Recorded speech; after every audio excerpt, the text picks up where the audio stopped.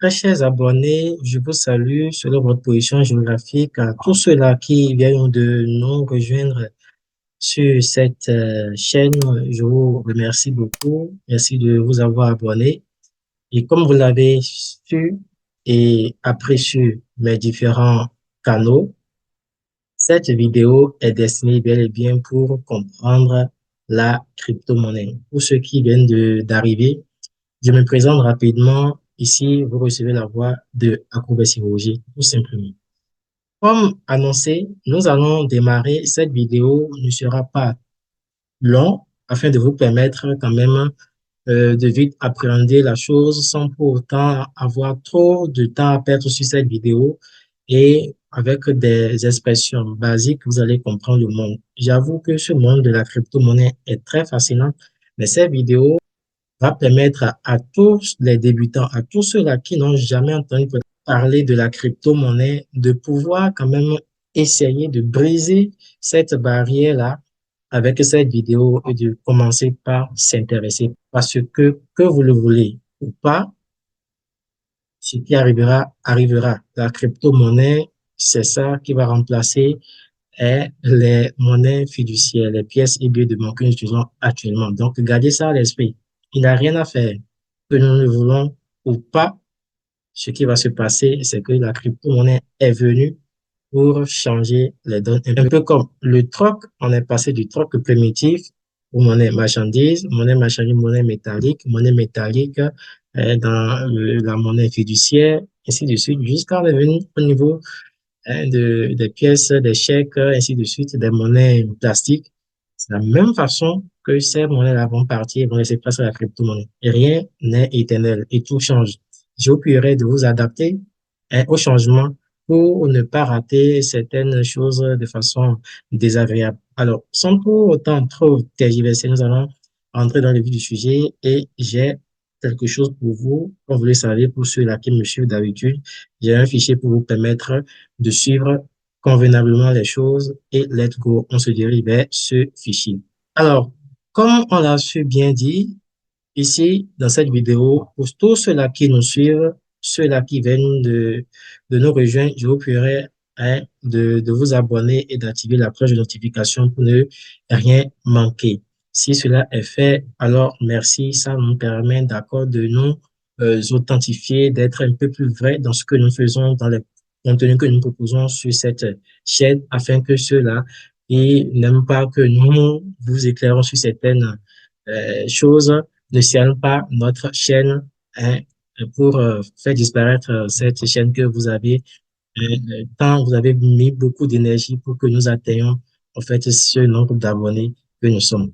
Merci pour tous ceux-là qui l'ont fait et maintenant on va continuer. Alors, comprendre la crypto-monnaie rapidement et là, nous allons aborder le deuxième feuillet et pour comprendre la crypto-monnaie, nous devons nous intéresser à la définition, une démarche d'école. Très bien. Et là, nous allons voir que la crypto-monnaie est une forme virtuelle de monnaie qui utilise la cryptographie pour des transactions sécurisées, décentralisées en toute transparence. Déjà, avec la définition, on sent que la crypto est une nouvelle forme de monnaie, un peu comme ce que je vous ai dit dès le début de cette vidéo, un peu comme le troc a laissé la place aux monnaies marchandises, monnaie métallique. La crypto-monnaie aussi est une nouvelle forme. Ici, j'ai privilégié l'expression virtuelle parce que cette forme de monnaie utilise l'Internet. C'est avec l'Internet qu'on utilise cette monnaie, en tout cas pour le moment.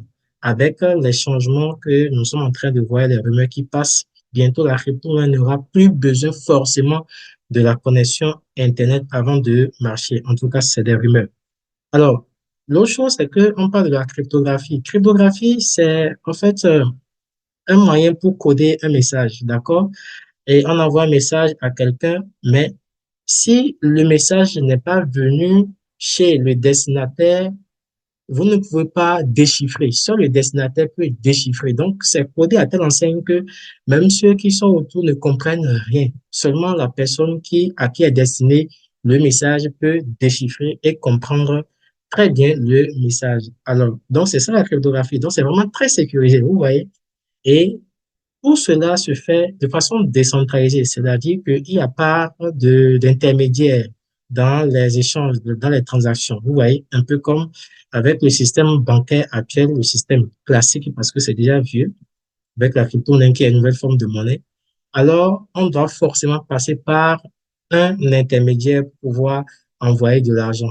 Donc, la crypto-monnaie, c'est cette définition que je vous propose. Et pour tous ceux-là à qui cette définition paraît un peu plus costaud, sachez tout simplement que la crypto-monnaie est une monnaie virtuelle, d'accord, qui s'utilise de portable à portable, je vais dire même de smartphone à smartphone, parce que portable, il y a plusieurs sortes de portables, mais on parle de smartphone, donc des phones qui sont vraiment intelligents. Hein. Donc, ça s'utilise de smartphone à smartphone, d'ordinateur à smartphone et vice-versa. Est-ce que vous voyez un peu? Donc, avec ça, avec la définition que nous avons, comment ça fonctionne alors? Quel est son fonctionnement? Elle fonctionne sur la technologie de la blockchain, offrant une traçabilité et une sécurité élevée. La blockchain, pour ceux-là qui sont en train d'entendre ces nouvelles expressions, sachez que la blockchain existait depuis. Je vais même dire que même la blockchain même est utilisée par les banques, mais ça, c'est une blockchain centralisée. D'accord? Donc là, on a toutes vos informations, tout est centralisé sur un serveur et c'est lui qui gère tout. Mais ici, avec monnaie, on voit que c'est une blockchain qui est décentralisée, c'est-à-dire que ici, il n'y a pas un organe central qui recueille les informations et il faut notifier que la blockchain ici, c'est l'élément clé même du fonctionnement de la crypto-monnaie, c'est le cœur même de la crypto-monnaie parce que tout se passe là. Tout ce que nous envoyons comme transaction, d'accord, est répertorié sur la blockchain.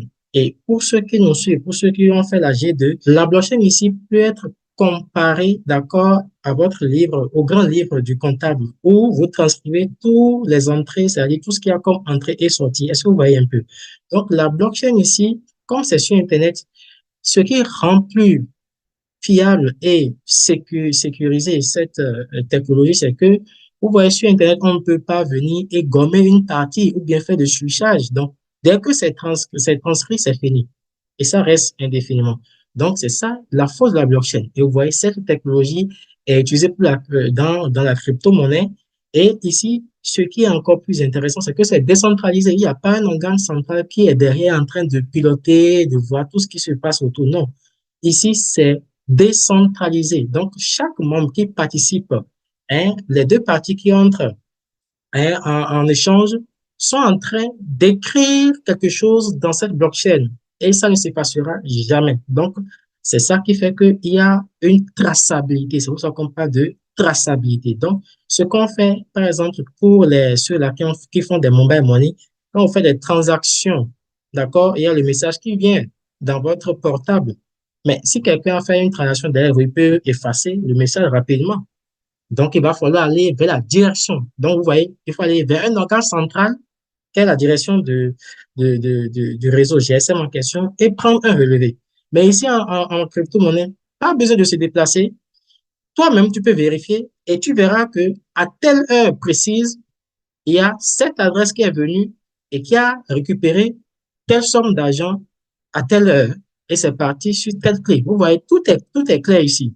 Est-ce que vous voyez, pas besoin de vous déplacer. Donc, j'espère qu'avec ça, vous comprenez un peu comment ça fonctionne avec cette nouvelle forme de monnaie. Alors, on va continuer et voir un peu le contexte historique de la crypto-monnaie. Eh bien, si on veut parler de contexte historique, nous devons nous intéresser tout simplement aux crises économiques que le système fiduciaire a engendrées dans l'économie mondiale. Vous savez, avec le système fiduciaire, qui dit système fiduciaire par le système bancaire, vous devez savoir que il y a un phénomène qui se répète chaque 10 ans dans le monde, c'est la crise économique. Et chaque 7 ans, c'est aux États-Unis qu'a eu lieu cette crise économique. Donc, nous devons savoir que en 2008, il y a une crise qu'on appelle la crise des subprimes. C'est cette crise-là d'accord, qui a englouti toute, je vais dire, je peux dire l'humanité parce que vraiment ça fait beaucoup de ravages. Et ça a commencé au niveau des États-Unis et ça a envahi tout le monde entier, à telle enseigne que personne n'a pu s'échapper de cette crise. Et c'est ça même qui est l'élément déclencheur, d'accord, de cette idée. Parce que l'idée est que déjà, les gens sont en train de penser à comment faire pour décentraliser, d'accord? Donc, ici, on dit que l'idée de finir avec les transactions bancaires centralisées. Parce que, vous voyez, dans le système bancaire, qu'est-ce qui va se passer? Il y a un individu A qui veut envoyer de l'argent à l'individu C. Il doit forcément passer par un organe central qu'est la banque, d'accord, pour pouvoir envoyer de l'argent à cet individu C. Et c'est ça qui est le réel problème, parce qu'aujourd'hui, nous sommes en train de voir que de jour en jour, cette relation se complique. Il y a plusieurs questions qui se posent quand vous voulez envoyer de l'argent. On te demande, mais quelle est l'origine de l'argent, de quoi, pourquoi vous voulez l'envoyer, l'équipe pour vous. Donc, à telle enseigne que la vie privée de la personne n'est plus protégée. Est-ce que vous voyez un peu? La vie privée de l'individu même n'est plus protégée. On fuit la personne jusqu'au au caleçon, au calcif, je peux le dire ainsi. Donc, on déplie tout le monde. Donc là, ça a créé quelque chose au niveau de certains libérateurs, je vais dire, et ils ont commencé par réfléchir. C'est ça que beaucoup ont déjà tenté, et ils ont commencé par tenter des équations pour trouver une solution, d'accord, à ce problème. Et la personne ou ce groupe ou cette entité, je ne sais pas, morale ou cette entreprise morale ou physique, qui a quand même réussi à trouver une équation juste est celui-là qu'on appelle Satoshi Nakamoto. Satoshi Nakamoto, allez chercher partout. Vous n'allez pas trouver une image de la personne. Tout compte fait, c'est lui qui a réussi. Après tout ce que nous avons vu, la crise des subprimes qui a déclenché l'idée de finir avec les transactions bancaires, alors Satoshi a réussi à trouver, d'accord, une formule et là, il a lancé son système Bitcoin et de son unité de compte, le Bitcoin, le 3 janvier 2009. Parce que le Bitcoin, avec le grand B, c'est le système dans tout son ensemble, le système même dans tout son ensemble. Mais le petit b, ça représente le coin, c'est-à-dire la monnaie, la crypto-monnaie Bitcoin que vous entendez un peu partout. Et ça a été lancé le 3 janvier 2009. Et là, tout a commencé. C'est là que l'histoire a commencé. Alors, j'aimerais vous demander, pour ceux-là, qui sont ceux-là qui ne sont pas nés avant 2009? Ça, c'est une petite question. Tout le monde est né avant 2009, mais comment se fait-il que cette information est passée inaperçue et personne n'a eu cette information jusqu'à ce que aujourd'hui, nous sommes en 2024 et bientôt on va arriver en 2025 et pourtant, il y a ceux-là qui pensent que la crypto-monnaie, c'est de l'arnaque. Vraiment, c'est dommage. Je vous en prie, suivez bien cette vidéo, vous allez comprendre que, attention, il n'y a rien d'arnaque dans ce système. Avec ce système, la banque s'efface complètement et laisse place aux membres, vous et moi. C'est pour cela qu'on parle de peer-to-peer, transaction de membre à membre. Est-ce que vous voyez un peu? Donc, voilà un peu le contexte historique de la crypto-monnaie. Et pour s'intéresser aux usages actuels de la crypto-monnaie, sachez que la crypto-monnaie est utilisée comme méthode de paiement de biens et de services, d'accord, déjà. Et de l'autre côté, ceux-là qui sont des spéculateurs, c'est-à-dire, il y a ceux-là qui profitent de la volatilité de la monnaie parce que la crypto-monnaie est volatile dans la majorité des cas. Il y a des monnaies qui sont volatiles et d'autres qui sont stables, qu'on appelle les stablecoins.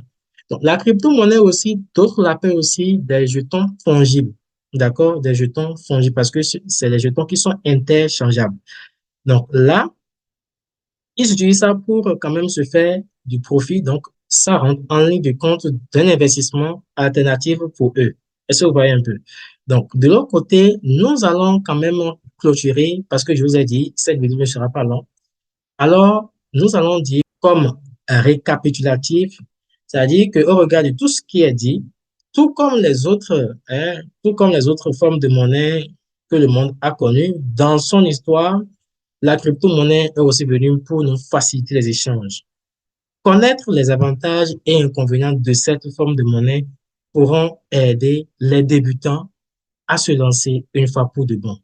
Merci à vous tous. Ça sera sur ça que je vais terminer, d'accord, cette présentation. J'espère que cette vidéo vous serait utile et je vous notifie que ça, c'est la première partie à suivre dans la partie 2, d'accord? On va parler des avantages et inconvénients pour permettre à cela de se situer et de libérer les esprits de tout chacun de nous. Merci à vous. C'était moi, Alors, rendez-vous sur d'autres vidéos et on va parler de la partie 2. J'oublierai de partager massivement cette vidéo afin de permettre à tout le monde d'être au parfum de la crypto-monnaie qui est venu pour nous libérer. On se tient. N'oubliez pas de vous abonner. Ciao, ciao. À très bientôt.